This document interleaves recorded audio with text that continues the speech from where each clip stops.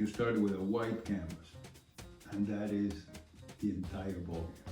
You need a white canvas, devoid of any ideas, preconceptions, plans, inspiration, any of those things that are expected to be present, I try to do without.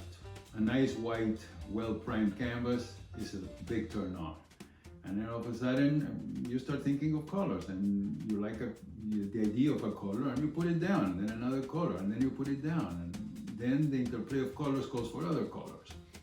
And it becomes almost like a game of colors. They color on each other, they balance each other out, you find provocative contrasts that are interesting and provide a subject matter to work on, and they trigger more colors, and it takes a while, but they produce themselves basically as you make the painting. They conjure themselves these new colors. I may have no colors mixed, and I have to mix a color, and it comes up, oh, a color I haven't mixed in months.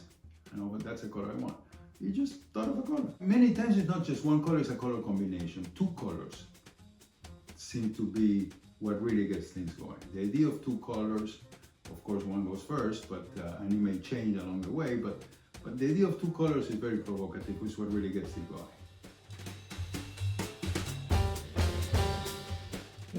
No, it's just a start. You may think it's a theme. Sometimes it may be a theme, but it's not necessarily a theme. You may not even remember later on which one's the first one. So it dissipates as it goes along. Completely. In fact, the color was successfully applied when you don't remember which one was the last one. When it emerged in, so, I mean, let's say you're halfway on the painting and you put more color and you really don't know which is the last one, that's because it fell in place. Excellent.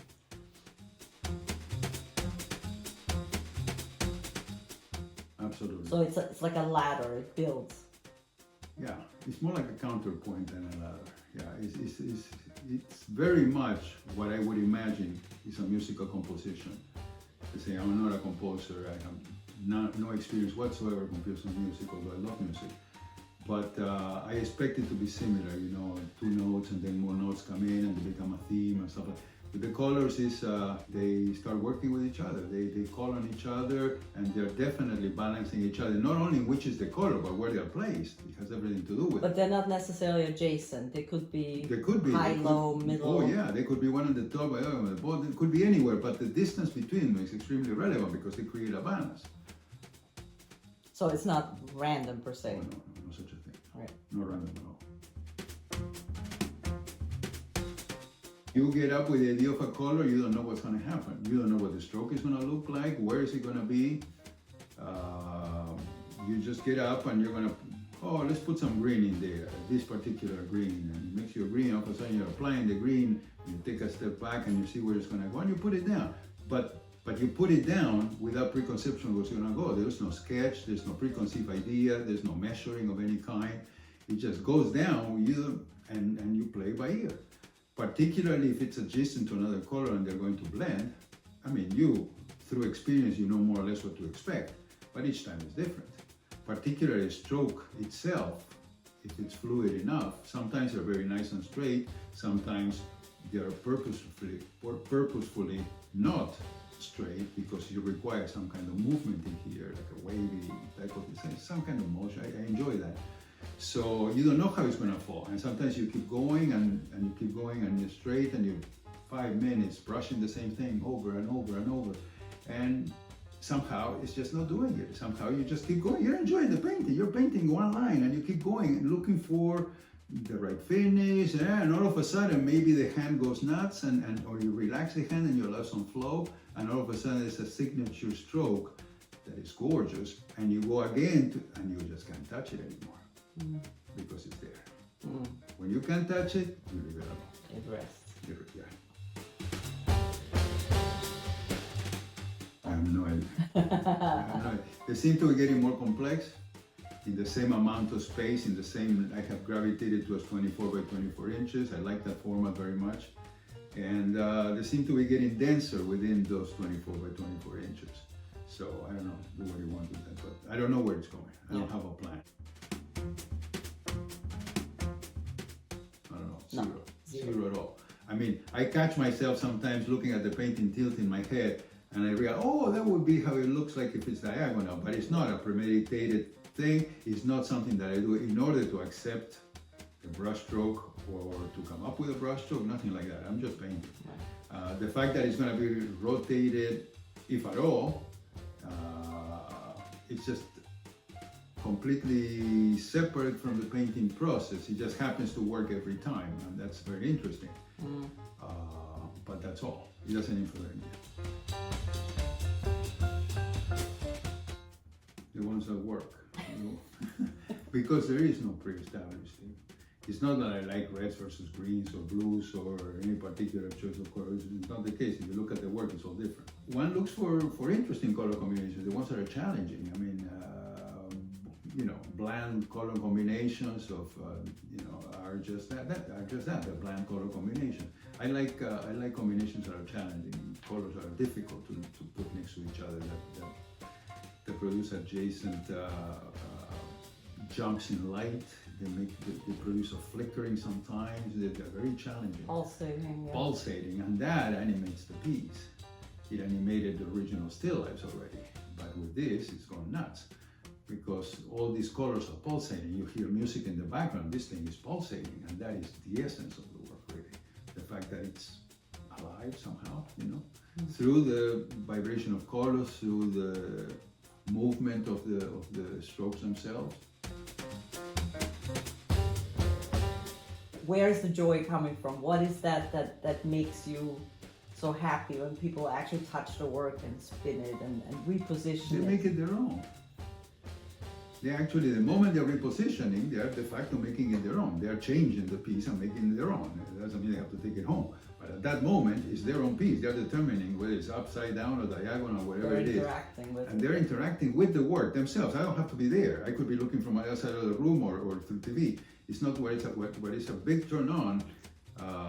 It's the fact that they are having an exchange with the piece. They're making the piece alive in a way. Mm-hmm. Yeah, it is lovely. Yeah, and everybody's different. Everybody has a different opinion. It's just fantastic. Very lovely. Yeah.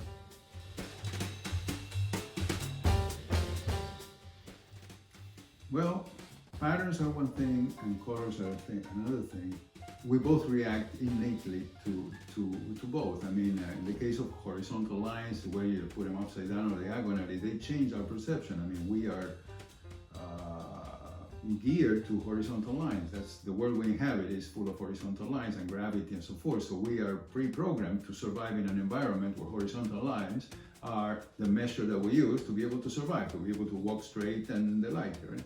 So when you move around and change that, you're challenging the daily perception of us, and it's very exciting. Takes you off the base. When it comes to color, some colors are, a red is going to provoke a different reaction than a green. It's just the way it is. I mean, for any association or all of the associations, some colors are soothing, sometimes they're not. Some are screaming potential happiness or alert. Others are very somber, or very quiet, or very reserved, and they produce different response. And I suppose to everybody's a little different. But they're just the responses that we have to colors. They are very much innate. Yeah. The combinations of colors are endless. They're infinite. How do you apply them? How do you put them next to each other? How much you use of each produces a different kind of reaction in the canvas, a different kind of pulse in the painting. What comes next? Because it's next, we don't know. Otherwise, it wouldn't be next. But I can comfortably say there are infinite possibilities. I don't think that abstract art will ever dry out. There is no such a thing. I mean, you could always make something new. You could always make something new. It's a combination between you're done and you can't go on any further. It's a combination of the both. Basically, there's nothing else I can do to this. And you may or may not understand that the painting is finished or even be happy with it. Sometimes the result is quite wild and you accept it, it's finished all right. But it's going to be the next day by the time you say, oh yeah, wow, look at this, look at that. At the beginning, it will be so challenging the end of it that you're even unsure of it. mean, this is not something that looks like an apple, so it's right. This is a wiggly line. Is it right or is it wrong? It's up for grabs. So sometimes it's instant. It's just done. Hey, done, yay, and that's it. Sometimes, yay, we're done, because you're done, because you finish applying color. There's no more white space. You're done. I mean, and there's nothing else you can do when you're done. But you're still absorbing. You're still trying to understand what happened here. Sometimes you go really wild, and it takes a while for you to comprehend it. That doesn't mean you can continue. So at that point, you're finished, because you can go on, because each line is where it should be, and you don't wish to change anything, or you cannot change anything, because it's finished.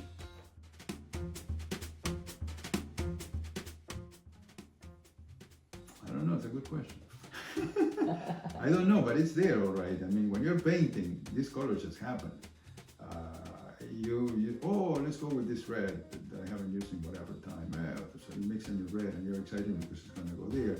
You're mixing it, and it's going to go up, it's going to go down. You start playing it, you're going to put it there, but you still don't know what you're going to do with it. It's like a jam session. You're approaching it with a complete open mind. So all of a sudden, you're putting red in there. And what is the stroke going to look like? I have no idea, but let's start painting. And all of a sudden, you love it, and you develop the certain line in this case, and or a combination of lines, or if it's adjacent to other colors, and it just develops. And at some point, it's beautiful. And you leave it alone. Again, like music, it flows. Hopefully it flows, flows, right? yeah. That's the plan. Sometimes, sure, yeah, but not particular color. Sometimes I think that you should call them more like after images of the work. It's not like dreaming about the possibilities of color. It's not like, I'm gonna think, how about if this yellow? No, that's not the way it works at all. I mean, you may have memories of colors, or just colors flash into your head, but not in an analytical way. It's just more in a memory way, like after images almost. Yeah. But after images of things you see in nature, or after images of your own work? No, your own work. Your own work. Your own work. Yeah. Okay. So, but you're not at all thinking in the next piece this will be featured. That doesn't happen Not at at that all. point. No such a thing like, oh, what a sunset, I'm going to paint this color. No such a thing at all. No such a thing. No such a thing. No such a thing Zero. as, oh, look at this beautiful red tulip. Nothing like that. Nothing like that. I mean, in the abstract work, when I was doing tulips, it may have influence. Of course, although, even in those days, it was more likely that the form of the tulip would persevere, and the color could be changed afterwards. Indeed, yeah. So the fidelity to nature was more about the form before. And right now there is no such a thing, so there is no constraints. Not to forget that the backgrounds were always complete up to you, the choice. That there was they were always abstract, but they didn't need to become the feature of the piece. They were background. They were backgrounds. They were background. Right.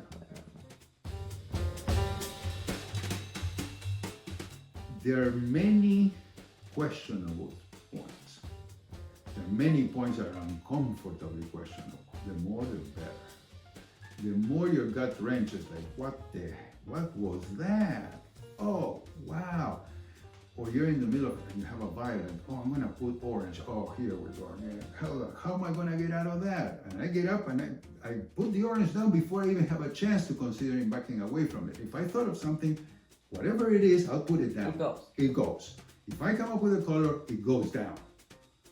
Okay, it survives more than 2-3 seconds in my head. I jump and I put it down before jumping, even though I don't know what the next color is like, because the combination is very difficult or new or weird or whatever it is. It's even better. Even though I may be cringing, you may be almost done with the painting and something else comes in there that is definitely challenging, but that makes it even more interesting. So the impulse rules. The impulse to put a color is what goes. The realization that that's the next color. You're thinking what to do next, and you're just hanging out and looking at the work, and all of a sudden, how about that color? How about that color? That's the color. That's it. And you get up and you put it down before having a chance to back out, because the color could be really weird. No rationalizing. No rationalizing. You start rationalizing, you lose it. Yeah, I lose it. Yeah. I don't calculate what comes next. It's not that I don't see it sometimes, For example, sometimes I see that it could be 2-3 colors ahead. That doesn't mean it's going to go that way. But the first one is the one that goes down. I think it's a process. So wrong turns, no, but challenging passages. Challenging for you. passages. Wrong turns. Like in a chess game where all Like of in a a sudden... chess. This is very much like color chess. I like the idea. Color chess. Color chess. This is it's very much like chess. I'm an avid chess player. This is very much like chess. I have told a friend of mine in a telephone message that this is better than chess. Nice. Because it's far more complex. To pull it off at the end is more I like the whole more interesting than sentiment chess. of color chess. Yeah, it is a little bit like that, yeah. In the painting experience, keyword being experience. When you're painting, you're just painting. You're not conforming to an idea of what the painting should look like. So you're just painting away. You have a kind of formula, if you wish, in which, I'm doing this horizontal line, so I know that the next line is going to be horizontal too. That's just the way I'm painting these days. So that's not in question. It's a matter of getting the color, choosing a color, and finding strokes that work. There is no need to conform to anything other than the need for color and for a painting exercise, a stroke that you find good for the painting. There is no potential judgment on whether it's right or wrong beyond what I say. I could say wiggly is good. Another person can say, oh well, it should have been straight, but that's a matter of opinion. And since it's my work, my opinion has to count. So there is no reference to whether you've got it right or not. In realism, that's always present. In society, so in your own mind, So that is absent now, and that's a big difference in the approach to the painting, in the experience, in the painting experience. So the freedom. There's a freedom. Yes, There's a freedom. I was hoping There's also not just the freedom, but also the fact that in one night you can turn out a painting, a full painting in one night. That's why it's action painting too. You just happen, boom, boom, you're done. That puts a different kind of mindset into the process. I mean, this is a sprint. This is not a marathon in which you're going to take 7 years to make a painting, and you're going to take your sweet time. I got no rush. I got to prove that much. But this is different. This is you're an adrenaline. You're doing a painting. It's coming together. Blah blah blah. You keep going, and it's happening. It's happening right now. It's an action that's happening right now. All these color fields are matching with each other. Color fields because it's the way we call them, but whatever color interactions. They all are coming together from nowhere. I mean, an hour ago they didn't exist at all. And they're all coming together right now, right here, they're happening. So it's very much action painting. It's like a jam session. Should be for a musician, which I don't know. So the satisfaction is different too. Because the satisfaction in realist painting being, oh, look how real this looks, how amazing this, Well, the satisfaction exists in both. I mean, there's no point. I mean, satisfaction is very wonderful. But this is perhaps more childlike kind of discovery. You're discovering things as you go along. In realism, there's nothing left to discover. You've done the sketch, which may have been based on colors, but now, a year ago, you said that you were going to stick to these colors, and because of the way you work, you're going to stick to these colors, as I have done always. So there is no more creativity about the color. It's a fine-tuning, perhaps. Execution, Execution, the craftsmanship, the texture, that's all great. I mean, God knows I enjoyed it. But there is no new stuff coming up to it. There are details in execution and polishing. It's not coming up with a new work every night. Here we're coming up with a new work whenever I get down to it. That is a huge trip mentally. So the satisfaction of finishing, the process of finishing, the process of coming to the finishing end, or even the startup, it's a completely different. I mean, you're summing up many sessions of execution of a realist painting into one session going nuts on color. And it's exhilarating. It's very liberating, it's very freedom, it feels very free. It's wonderful. And regarding the level of detail, it's exactly the same. The way these paintings are finished are no less detailed than the other ones. I mean, I am fanatic about the way each brushstroke ends in the waves. They are Yeah. hopefully no details. If they're wiggly things, they're meant to be there. Yes. Or they're meant to be left alone. I'm not saying that the wiggly line was done in a way that I wanted to do it in this wiggly. The wiggly It's line not came up ornamental, because yeah, the hand went yeah. like nuts. Yeah. But I could have gone right back and wipe it out. I mean, God knows I do it 20 times before a line is left alone. Sometimes it's just one time. Who knows? It doesn't matter at all. Sometimes it's the first stroke, sometimes the very first stroke on a painting. Painting is white and you paint a red stroke and you keep going 25 times until you like the stroke. Because that stroke is defining the mood of the painting. The painting is, if a stroke is flat, it conveys a certain mood. If the painting is already all wiggly, it conveys a different kind of mood. So you learn to keep going until the painting is progressing. You're making a composition with these lines and you're accepting the way it's going, and at that point, okay, now it's for another one, and it's almost automatic, the whole thing. You just let it happen. Try not to get in the way. The love for detail, I think, is also what underlines the fractal nature of them, because we said the other day that you can zoom in endlessly or zoom out endlessly and it holds as a composition. Yeah. And that's where the detail, Yeah, you have to make sure that there are that no it works on all levels. Sometimes there are lines that are very nice, some strokes are really interesting, but they're too attention demanding and they get in the way of the large composition. So I just paint them over. It takes one second and it's gone. You never see it again. Sometimes I don't even take a picture. So whatever you see is something that I decided should stay. You can just continue Make the it way. disappear if you want. Well, you've done it 50 times before this one came up, 51, 52, until you like it. So the one that you left is the one that you liked. Yes. Regardless of the wiggliness or lack of thereof. It's producing an effect on the adjacent colors, on the adjacent lines, on the whole vibration of the piece.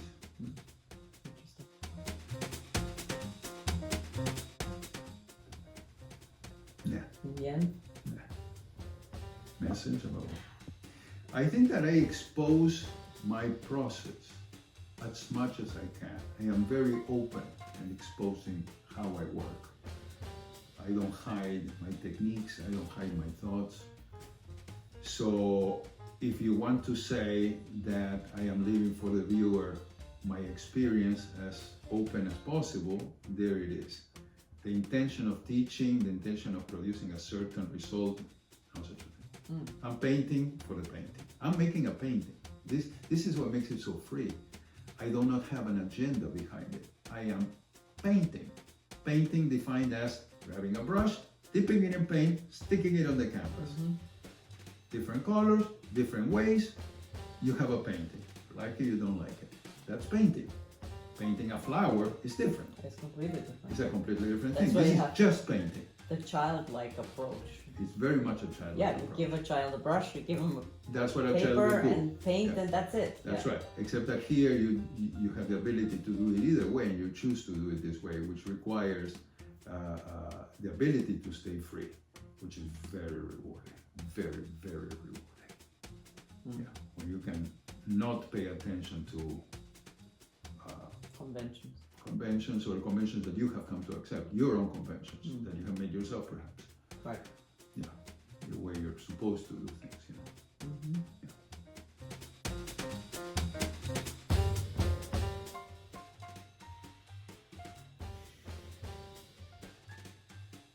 Who cares? Just make the work. Just make the work.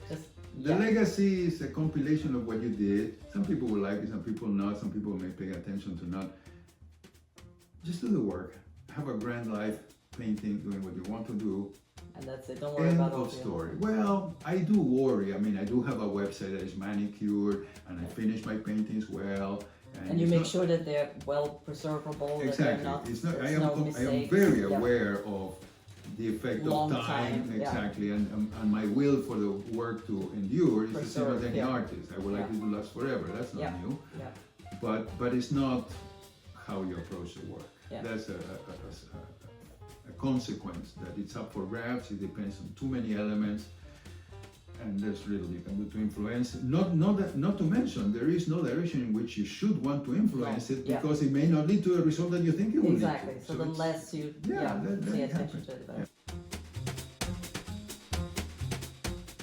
It's an exploration of subject matter. I mean, my color palette has not changed that much over the years. If you look at my early abstract work, if you look at my still lifes themselves, allowing for development, they kept playing with strange color combinations, or however you want to call them, discordant or difficult or vibrant, or whatever you want to call them. I think that in my nature at the beginning, I was going for abstract work. I was starting to paint, applying paint on paper. I didn't have an agenda. So it's not like I had done as a child landscape paintings. It's not like I couldn't paint. I had some still lifes for the time. They're nice still lifes. Yeah. But I chose to go abstract because that was in my nature. And then I started trying to make an oeuvre, and you start all of a sudden deciding that a subject matter is called for. Yeah. And Cohesion between cohesion, and it became interesting to go into realism. I was infatuated by realism, and to an extent that was interesting actually. I was so obsessed with precision. Obsessed is the right word, and with precision at all levels, you know. And that was my mantra at the time. That's what I like to do. The colors remain the same. That hasn't changed at all. So now we're going back to abstract, because basically, I don't know what the future holds, but for now, after 7 years painting Tulip Orgy, I've reached the point where I'm comfortable reaching. I don't feel like exploring realism anymore. I do want to get on with exploring more color. That's where I have been shortchanged by myself. In the last 7 years, I was working on texture. I didn't do a single color exercise. Yeah. So I am exploring color, which is really what's in my nature more. Yeah. Well, nobody knows, but until I left the old studio, they didn't happen, and I was stuck for 7 years in one painting. So I'm pretty sure everybody would disagree on that. So I don't know. Would they have happened? I don't know. Yeah. I don't know. I think somewhat unlikely. I think there's some. I think that anything would be unlikely. Everything changes everything. So yeah. Now, so this but is I do give credit to the energy of Woodstock, because this has happened before. The still life I went from abstract to realism here in Woodstock. So somehow there's something about the energy of this place that makes me evolve to the next stage of work. The last session of the Tulip Orgy was the last time I was in the studio. And you were aware? Completely aware. Completely aware. The last 2 weeks I was finishing the painting. Yeah. And finishing, quote unquote, because I didn't know whether I was going to continue here. Yes. But I wanted to finish it. This painting, the Tulip Orgy, was finished many times, was exhibited and everything. It was finished many times. Any painting may get finished many times. Yeah. And I wanted to be finished, just in case when I go to Woodstock, I want to do something different. And when we got here, I decided not to put it up on the easel, to force myself to open the floodgates. Open the floodgates, if you will. And you did. And you did. Yay. Yay. All right. Okay, that's it. All right. Thank you.